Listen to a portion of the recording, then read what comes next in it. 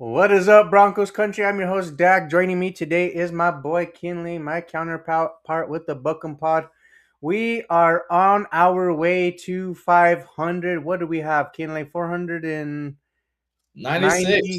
96 subs, 94. I'm sorry, 494. 494 It's subs. away. 6 away from our goal for 500 subs to do the giveaway. I'm pretty excited for that, dude. Yeah, but anyways, uh, we are here to talk about Webb and Engram potentially putting the Broncos tight end room back on the map, keeping the defenses up at night. There's a lot to get into. We've bolstered this tight end room. I really feel with the youth movement, drafting and double dipping Dallin Bentley and Justin Jolie. Those guys are solid players, as prospects coming into the NFL draft. And then, hey, I got Evan Engram, who's a veteran, who's very familiar with this offense, has something to say, who has shown there was footage this offseason of him putting in that work, working on his craft, He's still on the team. he's still on the team. Right, exactly. He's still on the team. So, being that you're going to come in there with those smart remarks, I just want to get into it real quick. There have been reporters who have said that he could be potentially a post June 1st cut, which typically, if that's the case, you're going to save 6.4 million. And it looks like Denver would split the 2 seasons over 2 years of the 10.33 million dead cap that I'm looking at right here. Give me a little bit of your thought process if that's something that you would be willing to do versus, hey, maybe keeping Evan Ingram, and I'll give my thoughts on it as well. Well, of course, I don't want to, I'm not going to say I want to cut him. Is it a possibility? I do feel like it's a possibility. You know, just we didn't see that much production from him last season. You could blame that pretty much on the play calling, the coach, the plays called and stuff like that. But like you said, save 6.4. We bolstered this tight end room with drafting a tight end in the 5th round in Jolie and a guy in the 7th round in Bentley out of Utah. So, Be my friends at Bentley. right. And just giving extending Troutman 3 years. Jesus. I just feel like Evan Ingram could be possibly cut. And there's a clip that when Sean was talking to Pat McAfee that just caught my attention. This was at the NFL Combine, and let's roll that clip because I want to make my point. You know, if we have that clip, let's roll that clip. Yeah, let's add that clip. Didn't win a Super Bowl, but fuck. You guys. We're going to restart it. Okay, you didn't win a Super Bowl, but fuck. You guys are in a great spot right now. We're young. Yes, it feels like you're young, and you're obviously building, and you can see and feel what you're building. Is that how you feel about the Denver Broncos? I would say this. I think, yeah, absolutely. We're in a much better position cap-wise now. Yeah. And you kind of approach it like, hey, we're going to play young players. And you guys have seen this long enough now. Young and naive can be dangerous sometimes. And when you have one of those teams and they get this type of experience last year, first round of the playoffs, this year, into the second to last weekend, you just, you get excited about coming back and looking at another. Yeah, so you get the point where he talks about that youth movement. Give me your feel about that. Just basically, him saying that at the combine and then the draft comes around, you grab, and everybody in Broncos country has been talking about the position of needs, tight end, linebacker, running back. You double dip at tight end. You didn't draft one, you drafted two. And Sean just saying that before the NFL draft about how young and playing the young guys and, they can be dangerous and naive. It just makes me feel like, that they could just roll with the young guys and Adam Troutman in that tight end room and cut Evan Ingram because you're also saving $6.4 million in cap space, and you're also getting the extra 8 from the Dre Greenlaw cut after June 1st too. So Would I want it to happen? I wouldn't want it to happen because everybody would be like, "Oh, question marks." Like, you're expecting these rookies to step up and be, you know, great or be that weapon of threat. But that's why you have a Cortland Sutton and a Jalen Waddle, and you have a Dobbins, Harvey, and Coleman.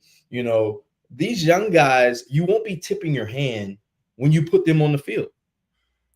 When Ingram comes in, he ain't blocking. We know that. We know it. You add these young guys so that the defense doesn't know what's going to happen. So that's one of the pros to cutting Evan Ingram. I don't want to. I feel like Webb may utilize him better. We'll see. I know you definitely don't want to. I mean, I have an Evan Ingram jersey, so why would I want him to be cut? But I won't be surprised if it happens, and I would understand if it does.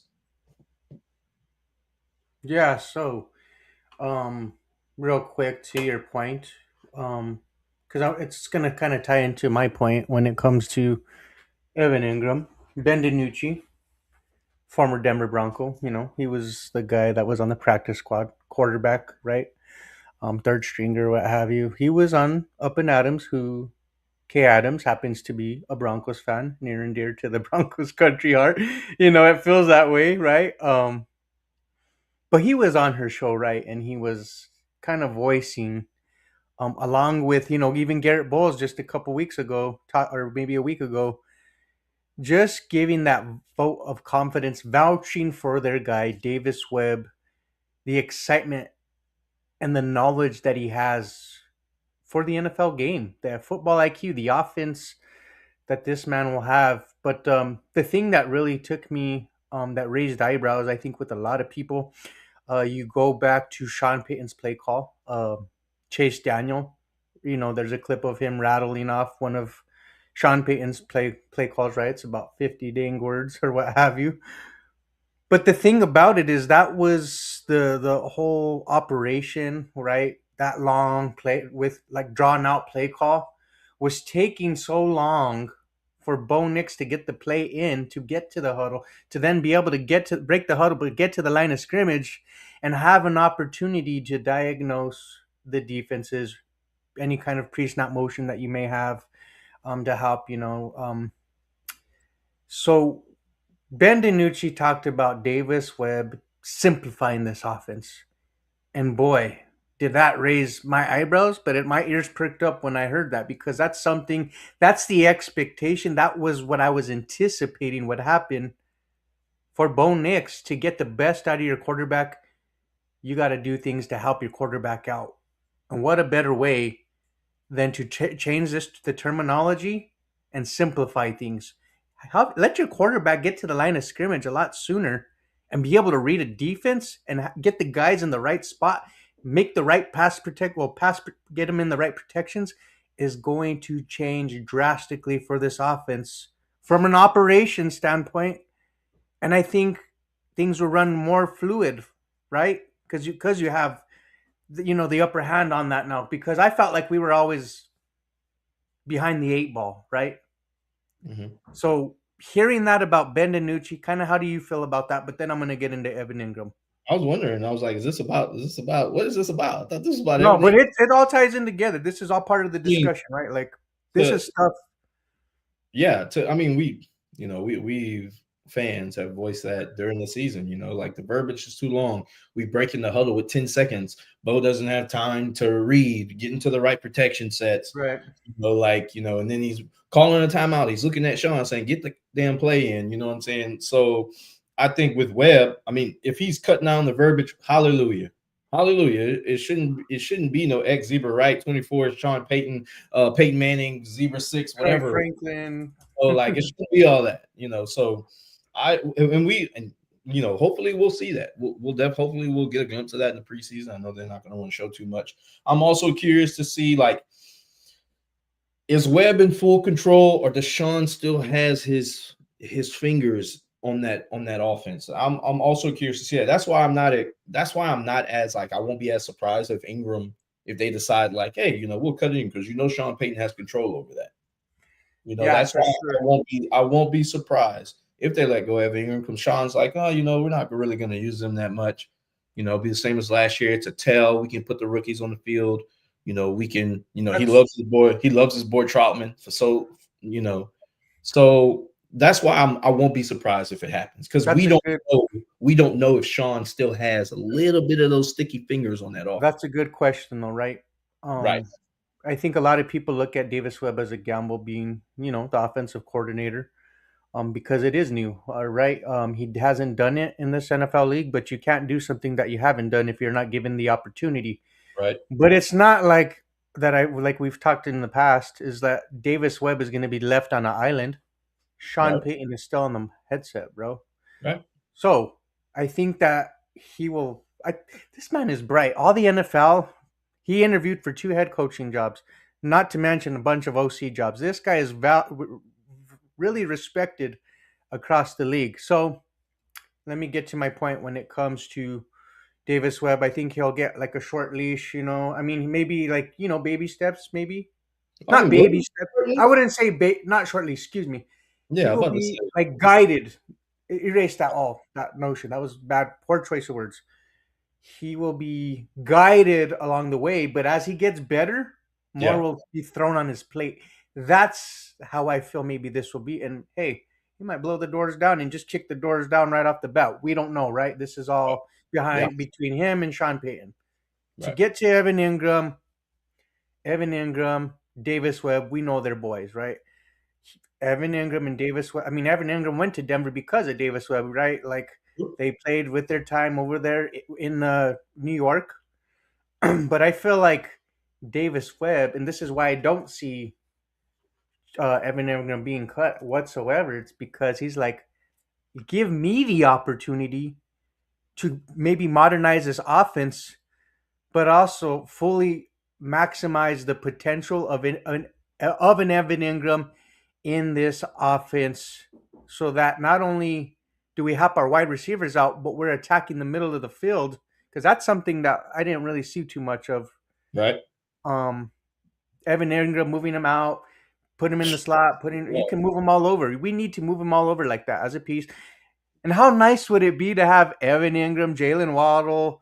I'm just throwing names out there. J.K. Dobbins, Cortland Sutton, all that in one time. That's a lot more intriguing than when we had last year, right? You're gonna And then get you Nate have these. Atkins. You're gonna get Nate Atkins and Adam Prentice split out wide, and you're gonna like it. If we get that, that's wild, bro. You know what I mean? So to talk on about the newcomers, right? The thing about it with moving on from Evan Ingram is it's a gamble for me personally, because it does take about 2 to 3 years on average for the tight end position to fully develop and get established and to come into their own right in the NFL game. Now, could that help with Davis Webb calling plays, simplifying plays? Sure. But we know already, as hard as it is, not only that you're trying to adjust to the NFL game speed, but you're also trying to get your body right as well. That's part of the other equation too. So we'll see what happens. I mean, these guys are talented. Justin Jolie, Dallin Bentley, that we talked about. Um, those guys are legitimate. Like they've really built a solid foundation around Evan Ingram to fully thrive at the tight end position, which is why I said Webb and Ingram are putting Broncos tight end room back on the map. Because look at all these moves that we've done to this position. But now you have an established veteran in a Sean Payton offense where he knows where he's supposed to be at all times. And he's very familiar with the Bo Nix chemistry. You and I have talked so much about having that chemistry with your quarterback is a big factor. These Right. rookies aren't going to have that right now, right? They're going to get to see what Bo Nix likes, where how he wants to certain yards the route ran right at a certain amount or whatever. You get the gist of it. But what I'm saying is, man, Davis Webb, Evan Ingram is gonna be magic, and I can see why maybe the Broncos didn't really invest too much maybe into the tight end position aside from the draft, right? Because he only has 1 year left, right? This year, and then it may be off into the sunset. But I mean, I feel like Davis Webb's gonna get a lot of pre-snap motion, slot usage, crossing concepts, and you So we like those. hope. So we hope. So we So hope. we hope, though, right? We saying Because that. We but hope. you know that Evan Ingram is that yak demon. He is, bro. He can get it, bro. Um, so to touch on something too, you can tell that this is a advanced metric that I saw that really caught my eye. Um, that supports the theory that he was just underutilized, not a focal point of this offense. Sure, for sure. Evan Ingram had only 13.55% of the offense. He was only his role was only 13.55% of target share. And my thing is with the addition of Waddle, is that even going to go up? Is that even going to go up? That's just another veteran mouth to feed versus throwing in just two rookies, and it really doesn't matter if they get the ball that much. But Justin Jolie, you literally drafted a bigger Evan Ingram who has a little bit of more blocking than he does. And so it's like you think about it like that, and I'm not sure. I mean, could they may well keep him, but I wouldn't be surprised if we saw Evan Ingram out the door. Not to mention with them interested in an Njoku, with them trying to draft who was it? Max. We lost out on Anthony Hill. We were gonna draft a tight end next. Who was it? Max Clare, I believe. Yeah, Max Clare. And then the Rams decided, oh, we'll get another tight end. Not that y'all needed one. I mean, damn. But the Rams decided we'll get Max Clay here. So that just kind of tells me they're kind of moving away towards Evan Ingram. It's like, okay, we couldn't get a Max Clare. How about we double dip at the tight end? We'll get a Jolie and we'll get a Ben. So that it kind of raises your eyebrows a bit as to, do they really like Evan Ingram like they talking about? Because it don't seem like it. And it's crazy though, because you talked about them not using Evan Ingram vertically or what have you. His yards per route run, this number right here proves that they didn't use him to his full potential, because it's only 1.25 yards per route run. What does that tell you? I mean, hey, run out, split, run a little. There's not a lot of right. It just doesn't seem like they utilized Evan Ingram to his full potential, which that's why I say Davis Webb will come into this picture and help Sean Payton in that aspect of the offense. And you're not, I mean, I think we as fans win from this decision. Sean Payton wins from this decision, because if it works out, everybody's like, dang, that was a smart move by Sean Payton. It takes guts for somebody to look in the mirror and be like, man, I'm a little behind the eight ball with the times now. Let me give it to the keys to this guy who's coming into his own, who's very well respected and very knowledgeable of the game, that Bo Nix is very comfortable with because he was his quarterback's coach. Let's give the juice, let's give us a jolt.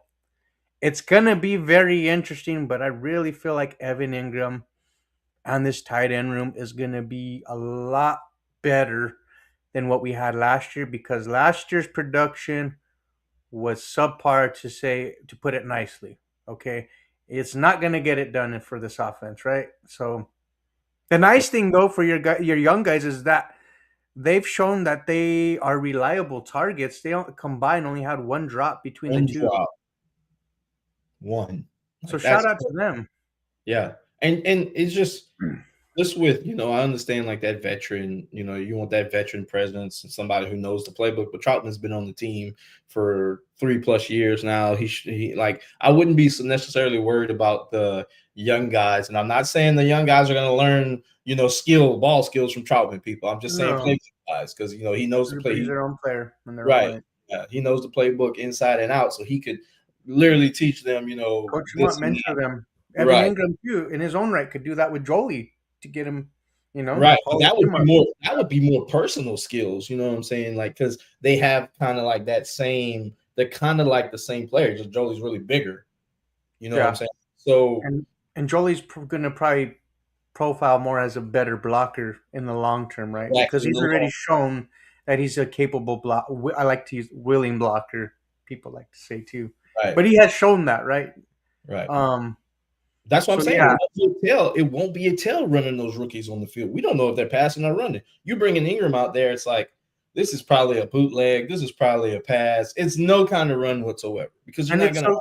And I understand that too. And it's like, you brought Jalen Waddle, but we know he ain't the best run blocker either, right? It's kind of like you brought this guy. You have guys on your offense that play the role of like the receiving type of guys, right? Those receiving threats.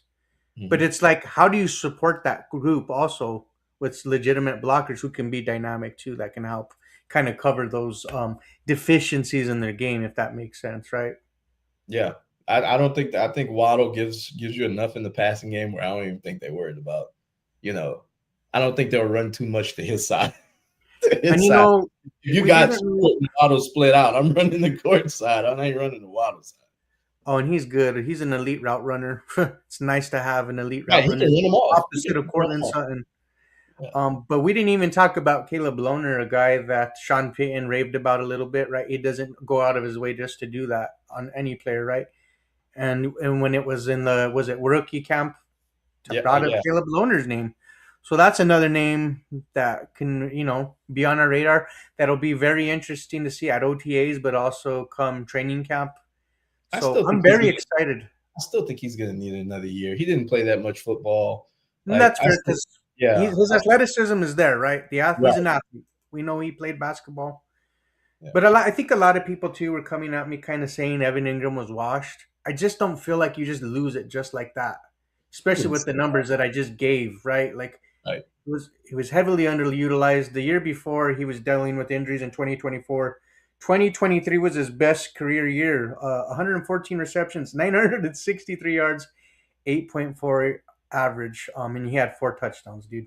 Year before that, 766, and then he had like 408 with the Giants. The Giants was I will say I'm surprised you don't want him gone so Coleman, your boy, can get that number one. I'm just saying. I'm just saying. Don't shoot him. bro, I really like the number for Jonah Coleman to rock 20.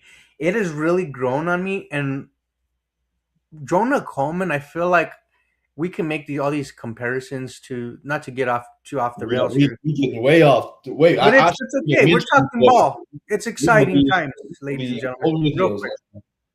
Jonah Coleman really number 20. Like we've compared him to J.K. Dobbins.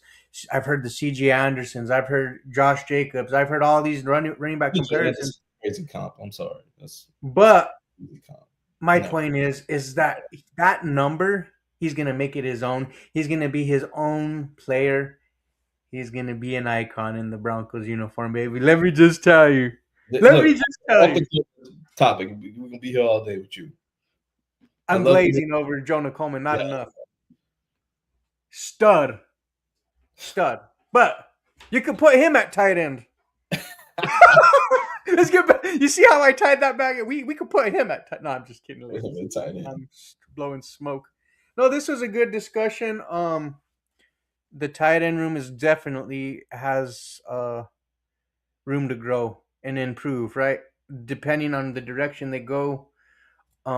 If they did cut Evan Ingram, do you look at the trade deadline later down the line and add a veteran to that room? Say if depending on You have how the money.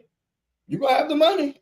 Like you with Greenlaw's cut and Ingram's cut, that's 14 mil you're getting right there. You're gonna have the money. So if you need to, yeah, but you can also look to use it on other positions that you may want to address. You know what I'm saying? So nothing's ever out of the question, right? Like you right. know how it is with the NFL. Like Business. it is a business. I really do hope Evan Ingram balls out because I was excited. Was he my first choice at tight end last offseason to bring in? No, but I still appreciate the player, and I feel like there's a lot of untapped potential there within this offense. Not just the player that he is, but in this offense, being that playmaker that I think we were excited for last season.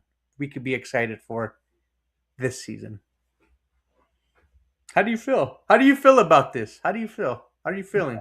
I want to see it. I want to see it all put together. I can have all these wants and all this. I just got to see it put together because it's still a question mark, still a question mark. But I mean, I'm hoping. I'm not gonna sit here and lie to you. I'm hoping they come out firing. I'm hoping we can move the ball, work the middle of the field, run the ball efficiently, and stuff like that. Bo is more consistent on his passes, especially his deep ball. Even though I thought he got better. Yeah. As the season went on, Bo got better at the deep balls. I don't know what anybody's talking about, but yeah, I'm just looking forward. I'm ready for football. I'm ready for the season. It's the dry time. We don't have much to talk about, but this was a great topic to talk about, I think. It really was. I mean, we spent almost half an hour talking about this tight end room. I think we hit on some good points. Ladies and gentlemen, kind of tell me how you feel. How do you see this tight end room being effective in helping this offense. We're curious on your thoughts. Drop your comments down below. We definitely love the fan feedback. I had another fan, reach out to me that watches us, give us some love. They love what we're doing. We love to have the interaction, so we appreciate you guys. Again, we're almost to our goal, hitting 500. Please don't forget to like, share, and subscribe. Six Six. away. Kinley, any final words for our fans before we get out of here today? Man, look, we appreciate all the love and support. Like I said, like you said, we're six subs away. We're ready to do these giveaways. So down the line, we can do more giveaways. So all I gotta say is love you guys. We appreciate all the support. We're still Much growing, love. even better. But remember, if it ain't about the Broncos, buckle. Book 'em. Maha, salute. Until Peace. next time, happy Wednesday, you guys. Later. Day.